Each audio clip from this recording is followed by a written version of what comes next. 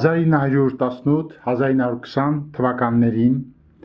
Հայաստանի առաջին հանրապետության դիվանագիտությունը գործում էր ծայրահեղ ծանր աշխարհաքաղաքական պայմաններում։ Նպատակն էր ապահովել երկրի անվտանգությունն ու տարածքային ամբողջականությունը։ Ոչ մեկն արեցին, ոչ էլ մյուսը։ Բաթումի պայմանագիրը, որ կնքվեց հաղթական սարդարապատից հետո, Բաշ-ապարանից հետո, ստորագրվեց Օսմանյան կայսրության հետ առճակատման ծայրահեղ ծանր պայմաններում։ Արդյունքը կրկին տարածքային ծանր լուրջ կորուստներ։ Սևի պայմանագիրը մի եզակի բացառության տպավորություն է թողնում։ 1920 թվական օգոստոսի 10 Ամերիկայի Միացյալ Նահանգների նախագահ Վուդրո Վիլսոնի համակրանքը, որ արտահայտվեց իրավարար վճռով, Հայաստանին էին անցնելու Էրզրումի, Վանի, Բիթլիսի, Տրապիզոնի այնքան կարևոր նահանգները։ Սակայն այդ պայմանագիրը իրականություն չդարձավ։ 1920 թվականի աշնանը ուղիղ մի ամիս անց Քեմալական Թուրքիան հարձակվեց Հայաստանի վրա։ Նրան աջակցում էր խորհրդային Ռուսաստանը եւ հենց այդ ճնշման ներքո, երկկողմանի ճնշման ներքո Հայաստանը հայտնվեց լրջագույն ճգնաժամի մեջ։ 1920 թվականի դեկտեմբերի 2-ին ստորագրվեց Երևանի հայտնի համաձայնագիրը։ Իշխանությունը փոխանցվեց հայ բոլշևիկներին։ 1920 թվականի դեկտեմբերի 3-ին ստորագրվեց Ալեքսանդրապոլի տարօրինակ պայմանագիրը։ Պայմանագիր էր Թուրքիայի հետ, որով Հայաստանի Հանրապետությունը դադարեցրեց իր գոյությունը, բայց պայմանագիրը տարօրինակ էր արտառոց նրանով, որ պայմանագիր կնքում էր մի կողմ, որ այլևս Հայաստանի կառավարությունը չէր։ Այսինքն երկիրը դարձել էր խորհրդային, բայց պայմանագիրը կնքում էր նախորդ կառավարությունը, որ արդեն հրաժարական էր տվել։ Ահա սիրելի բարեկամներ, այսպիսի տարօրինակ դեպքեր կատարվեցին մեր անկախության տարիներին եւ շարունակում են կատարվել։ Ինչ կարող ենք հիշել այս դեպքերը, եթե փորձենք ամփոփել։ Ծայրահեղ ծանր աշխարհաքաղաքական պայմաններ, որոնք միշտ ուղեկցել են մեզ։ Բայց սիրելի բարեկամներ, առավել ծանր վիճակում էր գտնվում պարտված Թուրքիան, մենք պարտված չէինք։ Թուրքիան պարտված էր եւ ամբողջ աշխարհը բսկտում էր, Թուրքիան կորցնում էր ամեն ինչ։ Սակայն Թուրքիան ոչ թե հաշտվեց իր ճակատագրի հետ, այլ ուժեղացրեց բանակը եւ բոլոր պայմանագրերին դեմ գնալով կարողացավ լուծել իր հարցերը։ Խոսք գնաց խորհրդային ճնշման մասին։ Ես այն տպավորությունն եմ, որ մեր քաղաքական գործիչները միշտ մեղավոր են ման գալիս, որի վրա բարդեն մեղքերը։ Խորհրդային Ռուսաստանի ճնշումը։ Ահա մի հանգամանք, որը իբրև թե պիտի արդարացնի մեզ։ Բայց բարեկամներ, խորհրդային Ռուսաստանը ճնշում էր գործադրում Ադրբեջանի վրա, բոլոր երկրը Վրաստանի վրա, բոլորի վրա։ Այդպես է քաղաքականությունը, ինչ որ առանձնահատուկ մի բան չկար Հայաստանի դեմ ուղղված։ Սակայն բոլոր երկրները իրենց հարցերը լուծեցին։ Խնդիրներ հարևանների հետ, մենք ունեինք խնդիրներ հարևանների հետ, իսկ ով չուներ։ Ամենից շատ Թուրքիան ուներ, Ադրբեջանն ուներ, Վրաստանն ուներ, բայց ամեն մեկը իր հարցերը կարողանում էր լուծել, մտածում էր այդ հարցերը լուծելու մասին։ Ամենից շատ խնդիրներ ունեին մեր հարևանները, քան թե մենք։ Բայց այս կարճ ժամանակահատվածում, ընդհանրապես մեկ ամսվա ընթացքում կարողացան Վրաստանը, Ադրբեջանը գտնել դաշնակիցներ։ Օրինակ, վրացական բանակը գործում էր Կովկասում հաստատված գերմանական կայազորների զորակցությամբ, այսինքն արկա էին վրաց-գերմանական միացյալ ուժեր, այո, արկա էին։ Ինչ էր խանգարում, որ Հայաստանը եւս ունենար, ստեղծեր դաշնակիցներ, չի արվել, որովհետեւ կար միշտ արդարացման միտում։ Մենք ծանր վիճակի մեջ ենք եւ ոչ ոք իբր մեզ չի օգնում, բայց մենք արդեն գիտենք, դաշնակիցներ բոլորովին չկան, դաշնակիցներ ստեղծվում են քրտնաջան աշխատանքով։ Ադրբեջանը նույնպես մենակ չէր, գործում էր Թուրքիայի եւ Ռուսաստանի հովանու ներքո, կարողացել էր հարաբերությունները այնպես դասավորել, իդեպ Հայաստանի շատ շուտ դառնալով խորհրդային։ Եթե ուժեղը Ռուսաստանն էր, Ադրբեջանը որոշեց անցնել դրա հովանու տակ եւ բոլոր ձեռքբերումները, որ նա ունեցել է, արել է այդ քաղաքականության շնորհիվ։ Բոլորը դաշնակից ունեին։ Դաշնակից չուներ միայն Հայաստանը։ Վրացիները, ադրբեջանցիները հովանավորներ գտան իրենց համար, միայն հայերն էին մենակ, անբարեկամ, անպաշտպան, ամենքից լքված զոհ հարևանների դավաճանության։ Սակայն չասացինք մենք ամենից կարևորը, որ հենց այս շրջանում գործել է եւ արդյունք է տվել։ Դա ազգային կամքն է, որ մեր հարևանները ցուցաբերեցին, գտնվելով նույնքան ծանր աշխարհակաղակական պայմանների մեջ, բայց ցուցաբերեցին եւ կարողացան հասնել արդյունքի։ Այդ կամքը չի երևում հայկական քաղաքական կյանքում, հայ քաղաքական գործիչների մեջ։ Օրինակ, Հայաստանի Հանրապետության ստեղծմանը նշանակալի մասնակցություն է ունեցել Արցախը։ Հռչակավոր Ղարաբաղյան կամավորական մահապարտների գունդը մասնակցել է Սարդարապատին։ Մահապարտների գնդի հետ Սարդարապատի զոր ճակատամարտին մասնակցում էր կրկին Արցախյան Շուշիի գունդը եւ Զորավար Մովսես Սիրիկյանը, հոգեվորականներ Գարեգին Հովսեփյանը, Մուշեղ Սերոփյանը, Մարտիրոս Բաբայանը եւ շատ ուրիշներ արցախցիներ էին, կռվում էին Սարդարապատում Հայաստանի ու Արցախի համար։ Եվ ինչ կատարվեց Բաթումի պայմանագրում ոչ ոք Արցախ անունը չտվեց։ Իդեպ պիտի ասեմ, շատ հետաքրքիր փաստ, որը բերում է Բագրատ Ուլուբաբյանը իր գրքում Արցախյան գոյապայքարը, ես պիտի հորդորեմ ձեզ ձեռք բերեք այս գիրքը եւ թերթեք, որովհետեւ շատ կարեւոր փաստեր կան այստեղ, եւ ահա Բագրատ Ուլուբաբյանը պատմում է մեզ այն մասին, որ 1917 թվականին Արցախ Զանգեզուրյան հայրենակցական միություն է ստեղծվել նախագահությամբ մեծանուն պատմաբան Լեոյի։ Լեոն գտնում էր, որ Հայաստանի Հանրապետության պայմանագրերի մեջ անպայման Արցախի հարցը պիտի ներգրավել եւ դիմեց Հայաստանի Հանրապետության կառավարությանը, որպեսզի Արցախ Զանգեզուրյան հայրենակցական միության ներկայացուցիչները, ովքեր իրազեկ էին, գիտեին ինչ կարևորություն նշանակություն ունի Արցախը Հայաստանի համար, մասնակցեն։ Հայաստանի կառավարությունը Արցախ Զանգեզուրյան հայրենակցական միության անդամներից ոչ մեկին չընդունեց, կարևոր չհամարեցին։ Իդեպ Բաթումի պայմանագիրը կնքելիս անգամ վրացիները զարմացել էին, որ Հայաստանի ներկայացուցիչները ոչ մի անգամ չտվեցին Արցախի անունը, Ղարաբաղի անունը չի տրվել, բայց Արցախի հարցը քննարկվել է։ Սիրելի բարեկամներ, ահա սա էր այն կարևոր իրողությունը, որը ես ձեզ ուզում էի ներկայացնել։ Քաղաքական հարցերում բանակները կարևոր են եւ զինատեսակները կարևոր են, բայց ամենից կարևորը ես հռչակում եմ պետական կամքը, ազգային կամքը, որը պիտի հակադրել արկա խնդիրների դեմ եւ լուծել հենց կամքով այդ խնդիրները։ Այո, սիրելի բարեկամներ, ազգային պետական հարցերում ամենից կարևորը կամքի դրսևորումն է, որը բոլոր ժողովուրդների համար ճանապարհ է բացել դեպի հաղթանակ։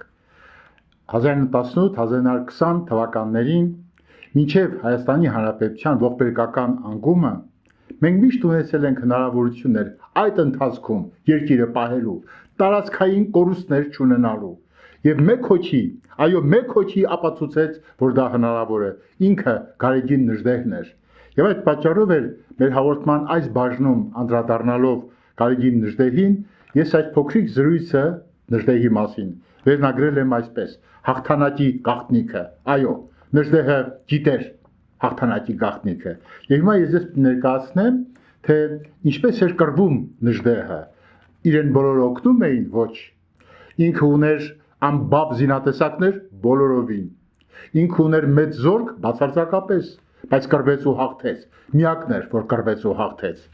Տեսեք, ինչպես է դժգոհում Գարեգին Նժդեհը, Հայաստանի Հանրապետության կառավարությունից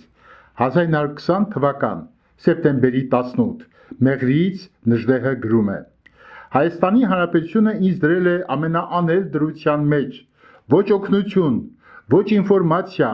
ոչ էլ որոշ հրահանգներ եմ ստանում։ Շարունակում եմ կռիվներս, գրում է Նժդեհը, պիտի դիմադրեմ, քանի դեռ ժողովրդի մի մասը ինձ հետ է։ Նույնիսկ ամբողջ ժողովուրդը չի ասում, ամբողջ ժողովուրդը Նժդեհի հետ չի եղել, եւ փոքրաթիվ իր զորամիավորումով կարողացավ հաղթել մի քանի պետությունների, որովհետեւ Նժդեհ էր, եւ այդ անունը Նժդեհ մեր գիտակցության մեջ ասոցացվում միայն մեկ գաղափարի հետ, ազգային կամք։ Ահա թե ինչպես է հաղթել Նժդեհը։ Արդյոք ուներ թշնամին ռեալ ուժ Նժդեհին հաղթելու։ Նժդեհի կարծիքով ոչ, որտեղ ինքը հրացանների թվով չէր դիտում խնդիրը, չէր չափում խնդիրը այդպես։ Թշնամին իր նամակում, Մեղրիից գրած նամակում Նժդեհը ասում է. թշնամին որպես ռեալ ուժ ինձ համար անարժեք է, արհամարելի, այդ քեզ բան, այդ քեզ հրամանատար։ Իհարկե այս հրամանատարության ներքո կարելի էր կռվել ու կռվեցին Զանգեզուրի հայերը։ Ինձ թշնամու փոխարեն ընկճելու են ռազմամթերքի կրիզիսը եւ հայկական տականքը։ Ահա թե ինչից էր վախենում Նժդեհը։ Մեղրի 1920 թվական սեպտեմբերի 19-ը բոլոր նշաններից երևում է, որ մեր կառավարությունը տեղյակ չէ, թե ինչ է կատարում այստեղ Վարագույրի ետևը Զանգեզուրը նկատի ունի, Սյունիքը նկատի ունի։ Հակառակ դեպքում նրա այս անփույթ անարձագանք վերաբերմունքը դեպի յուրայինների ոչնչացումն ու երկրի բռնագրավումը բացատրել անկարելի է։ 1921 թվական 17 օգոստոս Սիմոն Վրացյանին գրում է սպարապետը Նժդեհը. այն սև ապերախտությունը, որ ես տեսա ձեր կառավարության եւ Հայաստանի Փրկության կոմիտեի կողմից, հոգեբանորեն անհնարին եմ համարում այստեղ մնալը։ Եվ 1921 թվական հունիս Հայաստանի Հանրապետության վարչապետին. մինչև հոգուս խորքը վիրավորված եմ Երևանյան զորքերի եւ հրամանատարության անլուր դավաճանությունից, հրամանատարների 90%-ի պարտվողական հոգեբանությունից։ Ուրեմն Երևանից օգնություն գնացել է Նժդեհին, գնացել են եւ առաջին իսկ, ինչպես ինքն է ասում, կոնտրհարձակումից վախենալով զորքը դավաճանել է, փախել է։ Եվ Նժդեհը սարսափով տեսել է, որ ինքը մենակ է, անգամ օգնություն չի եղել։ Հիմա հարցը, ինչպես էր հաղթում Նժդեհը։ Սիրելի բարեկամներ, ձեզ է ուզում ներկայացնել 21 թվական Գարեգին Նժդեհի հրամանը 7 մայիս հանձնարարում է իր ջոկատների հրամանատարներին կռիվները ղեկավարել անձամբ, ոչ թե հրաման տալ, գնացեք կռվեք, այլ անձամբ ղեկավարում են բոլոր հրամանատարները իրենց ջոկատները, կռիվները ղեկավարել անձամբ, բոլոր պետերի առջև խնդիր է դնել այս ձևով, մեռիր, բայց հաղթիր, ահա Նժդեհը։ Երկրորդ, ինչպես էր վարվում Վատոքի մարդկանց հետ, բռնագրավել եղբայր Սարգսյանների մոտ եղած ամբողջ խասթելը, մոտարպես 60 ֆուտ, եւ փոխանակել հացահատիկով զորքի համար։ Ահա հրամանատարը ինչպիսին է լինում։ Դիկտատոր, այո, պատերազմը դեմոկրատիա չի պահանջում։ Եվ վերջապես վերջին հրամանը, որ տվել է Գարեգին Նժդեհը դավաճաններին վերաբերող, գնդակահարել բժիշկ Գարեգին Սարգսյանին, Շիգանյանին, Ջանկուլյանին։ Ահա սիրելի բարեկամներ, ինչպես է հաղթել Նժդեհը։ Ինչ կլիներ, եթե ասում են պատմությունը եթեներ չի սիրում, պատմությունը եթեներ չի ընդունում։ Համաձայն եմ, բայց ինչ կլիներ, եթե մեր անկախության տարիներին մեր քաղաքական գործիչները օրինակ վերցնեին խորհրդային Հայաստանի ղեկավարներից, ոչ թե հակադրվեին, հիշում եք, ամեն ինչ մերժում էին, ինչ որ սովետական է, ինչ որ խորհրդային է, նրանց տնտեսական համակարգը, էկոնոմիկան, ամեն ինչ պիտի վերացվեր, ամեն բան պիտի սեփականաշնորհվեր, արդյունքը աղետ եղավ։ Ինչ կլիներ, եթե մեր անկախության այս անցած տարիների ընթացքում հաշվի առնվեր խորհրդային Հայաստանի փորձը։ Ինչ կլիներ, եթե օրինակ վերցնեին մեր քաղաքական դեմքերը Ալեքսանդր Մյասնիկյանից, Գրիգոր Հարությունյանից, Անտոն Քոչինյանից, Կարեն Դեմիրճյանից, Վլադիմիր Մովսիսյանից։ Ինչ կլիներ։ Մենք կունենայինք այսօր բոլորովին ուրիշ մի երկիր, որ իր բոլոր խնդիրները հեշտությամբ լուծել է եւ զարգանում է աշխարհի մեծերի կողքին։ Ինչպես անում էր ինքը խորհրդային Հայաստանը, որ աշխարհում առաջինն էր իր ակադեմիայով, իր սպորտով, իր երաժշտությամբ, իր Արամ Խաչատրյանով, իր Վիկտոր Համբարձումյանով։ Հարգանք ու պատիվ քեզ խորհրդային Հայաստան եւ բոլոր այն գործիչներին, ովքեր կերտեցին այդ հրաշքը, դա հայ հանճարի բարձրացումն էր ու հաղթանակը ողջ աշխարհում։ Հիշենք Ալեքսանդր Մյասնիկյանին, որ մի հնգամյակում տասնյակ գործարաններ կառուցեց Հայաստանի համար եւ ինչքան սիրում էր մտավորականներին, բոլորին հրավիրեց Հայաստան։ Գրիգոր Հարությունյանին, տաղանդավոր մարդ, որ Ստալինի ընկերն էր եւ օգտագործելով այդ կապը դիմեց Ստալինին Արցախը Հայաստանին միացնելու խնդրանքով։ Շատ հանգամանքներ խանգարեցին, գուցե այն, որ ինքը մենակ էր։ Անտոն Քոչինյանին, որ Հայաստանի համար մի մեծ ծաղկուն ճանապարհ բացեց։ Կարեն Դեմիրճյանին, որ հարցերը լուծում էր մի քանի ակնթարթում։ Մի անգամ գրողները Կարեն Դեմիրճյանի առջև հարց են բարձրացնում, որ տասնյակ տարիներ չէր լուծվել։ Դեմիրճյանը այդ հարցը լուծում է հենց խորհրդակցության ժամանակ։ Գրողները զարմացել էին։ Ու խոսքը վերաբերում էր կինոյին, որը ծախսատար արվեստ է, գիտեք։ Դեմիրճյանը այդպիսին էր։ Հարցը լուծել անմիջապես քաղաքական ղեկավար եւ ոնց էր գնահատում մտավորականներին, ինչքան կապված էր մտավորականների հետ։ Այս մարդկանց ուժը նաեւ այն է եղել, որ մտքի մարդկանց հարգել են ու լսել են նրանց խորհուրդները։ Կամ հիշենք մեր ակադեմիան։ Ինչ փառք բերեց Հայաստանի գիտությունը մեր խորհրդային երկրին, ինչ փառք բերեց։ Վիկտոր Համբարձումյանին տեսնելու համար աշխարհի ծայրերից, կապիտալիստական երկրներից, Ամերիկայից, Ֆրանսիայից, Կանադայից գալիս էին գիտնականներ, գիտեք ինչի համար, Վիկտոր Համբարձումյանին տեսնելու համար։ Այդպիսի գիտություն ենք մենք ունեցել։ Այսօր անում են, այսօր գալիս են, ցավոք սրտի ոչ,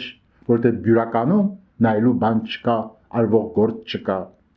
Եվ սա է ցավալին։ Կամ մեր համալսարանը, սիրելի բարեկամներ, մեր դասախոսները, ես ինքս հիշում եմ 70-ական թվականների Երևանի համալսարանը, Լևոն Ներսիսյան, Էդվարդ Ջրբաշյան, Էդվարդ Աղայան, մտնում էին լսարան եւ մենք ցնծում էինք, ոչ մեկս չէր ցանկանա, եթե մեզ առաջարկեին կարող եք ցանկանաք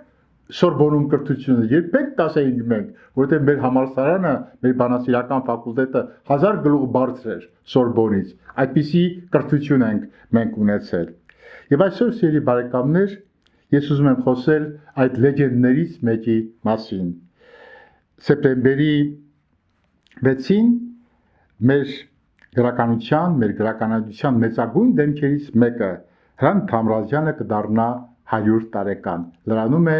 այդ մեծ գրողի, մեծ գիտնականի 100-ամյակը։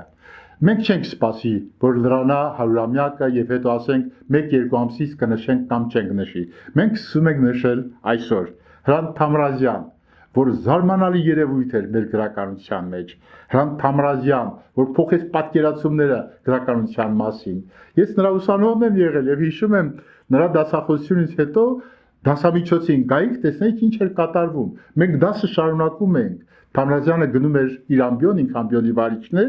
իսկ մենք միջազգում վիճում էինք Չարենցի համար, հանուն Չարենցի մասին, զարմանալի բաներ, ինչ էր կատարվում համալսարանում։ Այսօր այդ բանը կա, իհարկե չկա, որովհետև պատմության մեջ ամենակարևոր դերը ունեն անհատները։ Ես ուզում եմ մի հատկանիշ շեշտել Հրանտ Թամրազյանից, իսկ նախապես պիտի ասեմ, որ մեր բոլոր հաղորդումներում մենք պիտի ներկայացնենք իր գրքերից որևէ մեկը։ Այսօր ձեզ եմ ներկայացնում Եղիշե Չարենց հատորը։ Գիտեք, որ մեծագույն Չարենցագետն է Հրանտ Թամրազյանը։ Ձեր բերեք այս հատորը, սկսենք կարդալ Հրանտ Թամրազյան։ Ինչու հիմա կասեմ։ Թամրազյանը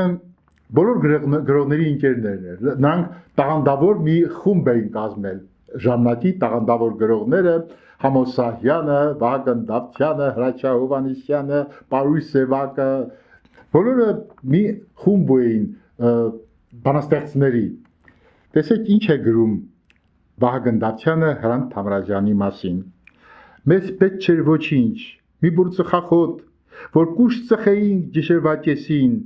եւ դառնությունն այդ անզոր մի ողով փչեինք այս նենք կյանքի երեսին։ Զնգում Նայիրյան արծաթե առուն, աստղերի ցողն էր մեզ վրա կաթում, այնքան էինք մենք տխրորեն հարուստ, որ հուսաբացն իսկ չէինք նկատում։ Մի քարատող ունի, որ շատ խորհրդավոր է ու կարևոր Հրանտ Թամրազյանին գնահատելու համար։ Մեզ պետք չէր ոչինչ, ուշադրություն դարձրեք, գինետան թախից, իսկ հետո կապույտ քո հայացքը Տեր, տողեր էին պետք Չարենցյան տաղից ու Երևանյան ամայի մայթեր։ Դուք նկատեցիք կապույտ քո հայացքը, սա Հրանտ Թամրազյանի հայացքն էր, իր կապույտ աչքերը, իր բանաստեղծական նկարագիրը եւ Չարենցի սքանչելի այս հատորը, որը հորդորում եմ կարդալ։ Ինչու՞, որտեղ սա պոեզիա է, սիրելի բարեկամներ, սա բանաստեղծություն է։ Իդեպ Վահագն Դավթյանը Հրանտ Թամրազյանին անվանում էր բանաստեղծ։ Այստեղ դուք կտեսնեք բոլորովին նոր մեկնաբանություն Երիշե Չարենցի եւ ինչ լեզվով Հրանտ Թամրազյանը բանաստեղծության մասին խոսում էր բանաստեղծության լեզվով եւ նրա տողերը հյուսվում են, կարկաչում են, հմայում են քեզ, ինչպես Մեծարենցի տողերը, Չարենցի տողերը, Թումանյանի տողերը։ Այս է այն նոր գրականագիտական մեթոդը, որը մեզանում արմատավորեց Հրանտ Թամրազյանը։ Ուրեմն մեծ գիտնականի ու մեծ գրողի 100-ամյակին ընթരാճ սկսում են կարդալ նրա Երիշե Չարենց մենագրությունը։ Ինչու՞,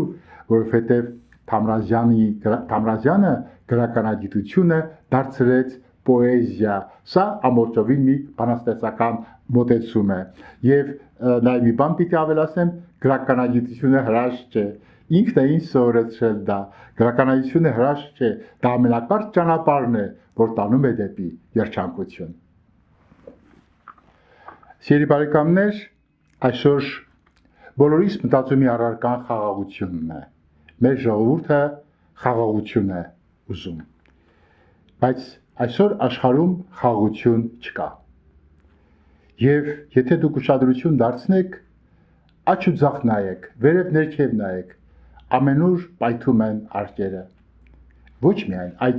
արկերի մասին է խոսքը, անգամ մշակույթը դարձել է այլ երկիր նվաճելու միջոց։ Մշակույթը դարձել է զինվորական գործիք։ Ու բոլոր ոլորտներում այս պայքարը կա, ահա ինչու մեր հանրությունը պիտի արթուն լինի այս դժվարին վիճակում իր ինքնությունը պահելու հարցում, որովհետև աղանդներով լցված է ամբողջ աշխարհը։ Ես միայն Հայաստանի մասին չեմ խոսում, ամենուր է դա։ Աղանդներ, որոնք հատուկ գաղափարներ ունեն, եւ մեր երեխաները այսօր ցավոք սրտի ընկնում են որոգայթը այդ տարբեր գաղափարախոսությունների հեռանալով պապենական ավանդույթից։ Շատ սարսափելի իրավիճակ է։ Ահա ինչու բոլոր ծնողները պարտավորություն ունեն հետևել երեխայի զարգացման ընթացքին, ինչ է կարդում, ինչ է դիտում։ Ես չեմ ուզում կենտրոնանալ որևէ մեկ ուղղության վրա, բայց ասեմ հետևյալը, որ կա հատուկ նպատակ պայքարելու մեր հավատքի դեմ։ Տեսեք ինչ գաղափարներ են արձարծում այն քաղաքական ուժերը, այն նենգադավ ուժերը, ովքեր գործում են ամբողջ Հայաստանում, դա միայն ամբողջ աշխարհում, դա միայն մեր երկրի դեմ չի ուղղված, դա ցանկացած երկիր քանդելու միջոց է, բնականաբար այդ զենքը գործածվում է նաև Հայաստանի դեմ։ Տեսեք ինչ սկզբունքով են առաջնորդվում մեր թշնամիները։ Ամեն միջոց պիտի կիրառենք արթնամիտ, ազնիվ եւ անվանի մարդկանց վարկաբեկելու, աշխարհի երեսից վերացնելու համար։ Այո, վերացրեք ցանկացած երկրում մտավորական խավը, այլասերեք նրան եւ դուք կտեսնեք թույլ գետնաքար մի հանրություն։ Պիտի քանդենք երկրորդ կետը, պիտի քանդենք նրանց հավատքը եւ արմատախիլ անենք այն քրիստոնյաների էությունից, մերցնենք միջև անգամ աստվածության եւ հոգու սկզբունքը, որպեսզի փոխարինենք դրանց շահով եւ նյութական կարիքներով։ Դուք տեսնում եք, նյութականի ռոպագանդան ինչքան շատացել է ամենուր, ոչ միայն Հայաստանում։ Այսինքն քանդման process-ը սկսվել է։ Ամուր մնացեք, զինվեք հավատքով, հայ քրիստոնյաներ։ Երրորդ կետը պիտի քանդենք քրիստոնեական ընտանիքի կարևորությունն ու նրա դասիրակչական արժեքը հարձակում ընտանիքի վրա։ Հորդորը, ինչ հորդոր ունեն դրանք։ Պղտորեցեք, անասնացրեք, ապականեցեք քրիստոնյա երիտասարդությանը, մեր կողմից ներշնչված սկզբունքների եւ տեսությունների վրա հենվելով, քաջ գիտակցելով, որ դրանք ինչ են, կեղծ են, իրենք էլ գիտեն, որ կեղծ արժեքներ են, բայց ռոպագանդում են այդ կեղծ արժեքները մշակույթի միջոցով, գրականության միջոցով։ Ահա ինչու, եթե դուք ուշադիր հետևեք ժամանակակից մշակույթին, դուք այդ բոլոր վնասակար տենդենսները կտեսնեք մեր ժամանակակից մշակույթի մեջ։ Ինչպես հաղթենք նրանց։ Ահա այդ աղանդի նպատակակետը, ինչպես հաղթենք նրանց, մոլորեցնելով նրանց զվարճություններով, խաղերով, հաճույքներով, ժամանցային հաղորդումներով, հանրատներով, գիշերային ակումբներով, խաղատներով։ Ինչ որ դուք տեսնում եք, շատացել է նաև Հայաստանում, ուրեմն մեր դեմ պայքար կա։ Մեր շահը կկայանա, ինչի մեջ, ինչ շահ ունեն սրանք, մեր շահը կկայանա քրիստոնյաների այլասերման մեջ։ Սահմանադրությունների 7-րդ կետ։ Սահմանադրությունների մեջ ժողովուրդների համար մեր գրած իրավունքները կարող են գոյություն ունենալ միայն երևակայության մեջ, չպիտի լինեն նրանք իրականում։ Կեղծ երևակայական խոսքեր պիտի հնչեն։ Խաղաղություն պիտի չպարգևենք նրանց, մինչև որ խոնարհորեն եւ առանց վերապահության չճանաչեն մեր գերագույն կառավարությունը։ Սրանք ունեն նաև իրենց կառավարությունը, որը փորձում է տիրել աշխարհը։ Ոչ մի պետություն չպետք է կարողանա խուսափել մեր լծից։ 10-րդ կետը քրիստոնյաները բոլորն էլ նետվելով ընչազուրկների դասակարգը ծունջի պիտի գան մեր առջև, միայն ու միայն գոյության իրավունք ունենալու համար։ Եվ վերջինը 11-րդը իր պաշտոնը պահել ցանկացող ամեն պաշտոնյա պարտավոր պիտի լինի կուրորեն հպատակվել մեզ։ Ինչու այս ամենը ձեզ ներկայացրի, սիրելի բարեկամներ։ Ես կոչ չեմ անում պայքարել չարի դեմ։ Ես կոչ եմ անում ամուր պահել հայկական, ազգային, մեր պապերի նվիրական ու սուրբ հավատքը։ Սիրելի բարեկամներ, ժամն է անդրադառնալու մեր սիրած ոլորտին, կարևորագույն ոլորտին, ժամանակակից գրականությանը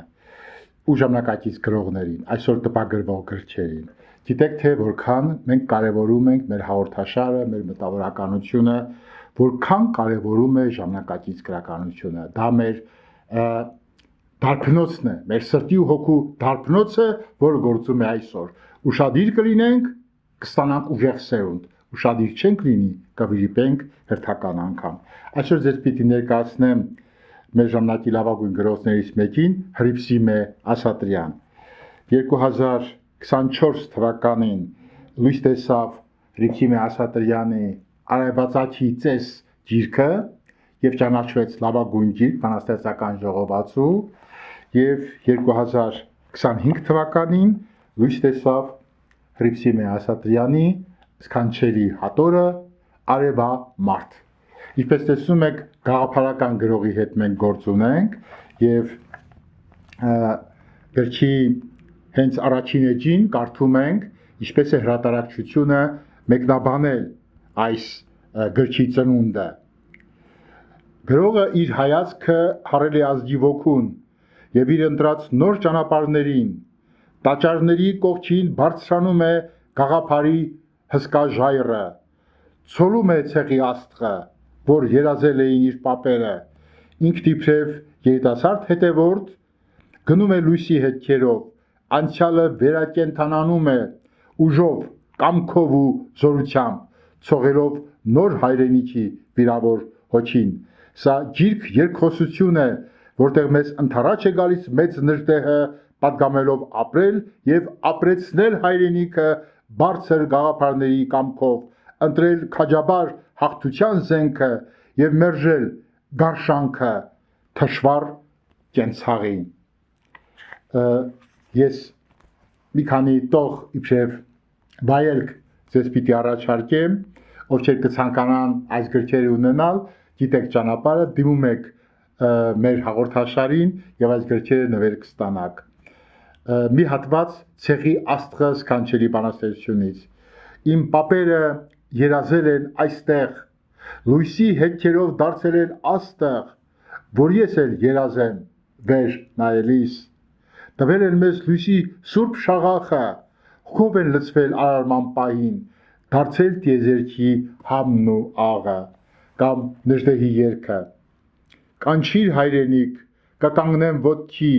կարթնանամ դարի թունավոր նիրհից եւ հուր մատներով հանց ըմբոստ ոչի քեզ կարեգակեմ հավերժով միհրի։ Սերի բարեկամներ, եթե ինձ հարցնեք, թե ինչպիսի գրականություն է այսօր անհրաժեշտ պայքարող իմ հայրենիքին, ես կասեմ, ահա